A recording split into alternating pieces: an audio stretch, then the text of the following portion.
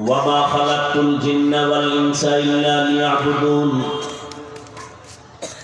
মানুষ আর জিন আল্লাহ বানাইছেন একটাই কাজ মাত্র, ইবাদত। লেখাপড়া করো তুমি, ইবাদত। নবীজির আদর্শ মেনে তুমি ঘুমাও, ইবাদত। নবীর আদর্শ মেনে খানা খাও, ইবাদত। রহমতের নবীর আদর্শ মেনে তুমি যদি ব্যবসা করো, ইবাদত।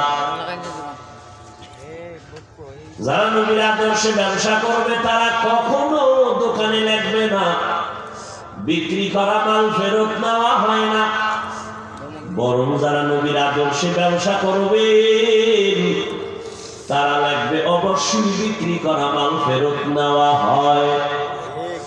যারা লাগে হয় না, ওরা ধোঁকাবাজ, ওরা কাস্টমারকে ধোঁকা দেয়, ওদের ব্যবসায় ইবাদত না। রহমতের নবী বলেন,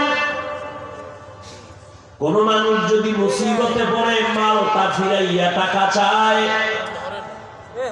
তুমি যদি মালটা রেখে টাকা দিয়ে দাও, নবী বলেন মনে কষ্ট পাইছে রে ব্যবসায়ী, ওই মালটা দান করার সওয়াব আল্লাহ দান করবে।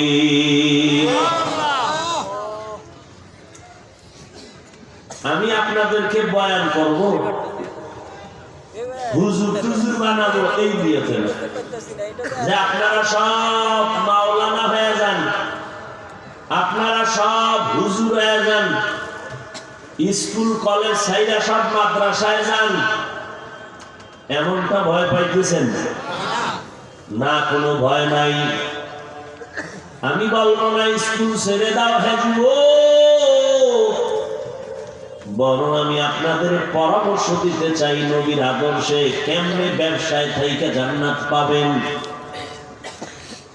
আমি আপনাকে পরামর্শ দিতে চাই কেমনে আপনি চাকরির জীবনে আদর্শ নবীরটা মেনে জান্নাত পাবেন।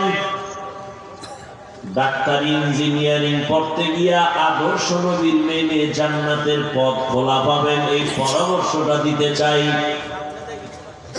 ইসলাম আপনাকে ব্যবসা করতে নিষেধ করে নাই, চাকরিতে নিষেধ করে নাই। আপনাকে লেখাপড়া ডাক্তার ইঞ্জিনিয়ার হইতে ইসলাম বাধা দেয় নাই। মা খালাকাতুল জিন্না ওয়াল ইনসি বাখা, জুজ ইবাদাত মিস্তে মাকসুদ আজ্জাহা। মানুষের জীবনে কাজ একটা ইবাদত। বিবাহ করবেন ইবাদত, সন্তান দুনিয়াতে আসবে ইবাদত, সন্তানকে একটা লোকমা খানা দিবেন ইবাদত, মাথার ঘাম পায়ে ফেলে কষ্ট করে করে রুজি রোজগার করে যে স্ত্রীকে খাওয়াবেন ইবাদত। তবে মন গড়া হবে না, সব হবে মদিনা নবীর আদর্শ অনুযায়ী। নবীর আদর্শ মতো খানা খাবেন ইবাদত। নবীর আদর্শে কেমনে খানা খাও? রহমতের নবী সমতল জমিনে বসে খানা খাইতেন, খানার নিচে দস্তারখান। নবী শুকনা খানা খাইতেন বেশিরভাগ। রহমতের নবী কোন জিনিস খাওয়ার ক্ষেত্রে বাম হাত লাগান নাই, ডান হাতে নবী খাইতেন, পান করতেন। যেমন এই স্টেজের টেবিলে এক বোতল পানি, আপনারও পিপাসা আমারও পিপাসা, এক বোতল পানি আপনিও পান করবেন, আমিও পান করব। ইবাদত কেমনে হবে? আপনার বাম হাতটা দৌড়ায় যাবে, আমার ডান হাতটা দৌড়ায় যাবে। আমি বোতলটা খুলিয়া আপনি বাম হাতে এক টানে আধা লিটার নাই, আর আমি ডান হাতে পানিটা নিয়া এই একই বোতলের পানি পান করব, তবে এক টানে করব না, আমি 3 বার নিঃশ্বাস ফেলে তারপরে করব। রাসূলের আদর্শ।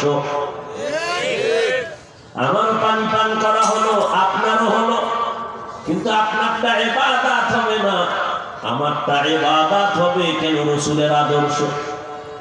আর নবীর আদর্শ বন্ধ করে যদি বান্দা নামাজও পড়ো, ওই নামাজও ইবাদত হবে না। যেমন একজনে মাগরিবের ফরজ নামাজ 3 রাকাতে দাঁড়াইয়া চিন্তায় পড়ে গেল, বেজোর করে লাভ কি, আরো বিদেশে যা বাড়ায় জোর বানায় 4 রাকাত বানাই। আল্লাহরে খুশি করতে গিয়ে আর 2 সেজদা দিয়া 4 রাকাত বানাইছে, হবে নি? হ্যাঁ, কি 1 রাকাত বাদ না পুরাটাই? আল্লাহ কয় দাঁড়ায় কানে ধর, নতুন কইরা আবার কানে কইরা নিয়াত কর। চালাকি কেন করলি? কারণ আমার নবীর আদর্শ যেখানে থাকবে না, আমি আল্লাহ সেই কাজটা কবুল করব না। কারণ জানো এত আমি মায়া নবীর কেন করি? সব নবী আমার, মূসা নবী আমার বন্ধু, ইব্রাহিম আমার বন্ধু, ইসমাঈল আমার বন্ধু, ঈসা নবী আমার বন্ধু, দাউদ আলাইহিস সালাম আমার বন্ধু, ইউসুফ নবী আমার বন্ধু। সব নবী আমি আল্লাহর বন্ধু, মুহাম্মদ আমার বন্ধু। ব্যবধান ব্যবধান সব নবী রাসূল আমার আল্লাহ তাআলার আশিক, আর আমি আল্লাহ নিজে মুহাম্মদের আশিক।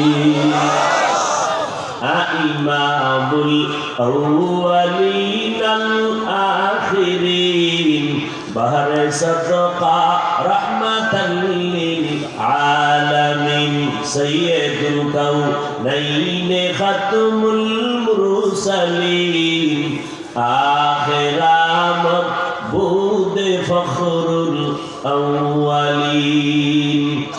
আমার বয়ান বাদশা লেখা, যখন বিদায় হইলে যাবো আর এক মাহফিলে, এই সময় উঠছি, আসছি মাগরিবের পরপর। এখন উঠেই শেষ টাইম উঠে যদি বয়ান করেন 12টা পর্যন্ত, এটা জুলুম না? আমি তো জালেমকে পছন্দ করি না। এই দেশে জালেম থাকবে এটা মাইনে নিতে পারি না, বিদায় তো রাস্তায় আন্দোলন। আবার কোন জুলুম, আরো আধা ঘন্টা আগে উঠাইলে আরো আধা ঘন্টা ওয়াজ বেশি করতে পারতাম। কি আইসি টাইম মতো উঠাইছেন, দেরিতে চলে গেলে এরপরে আবার কবিরা গুণা করবেন, আবার বদনাম দিবেন। আপনার বুকের পাড়া থাকলে সামনে কিছু বলতে না, ওই জোত নাই, পচা মাছ খাইলে শক্তি হবে কেন?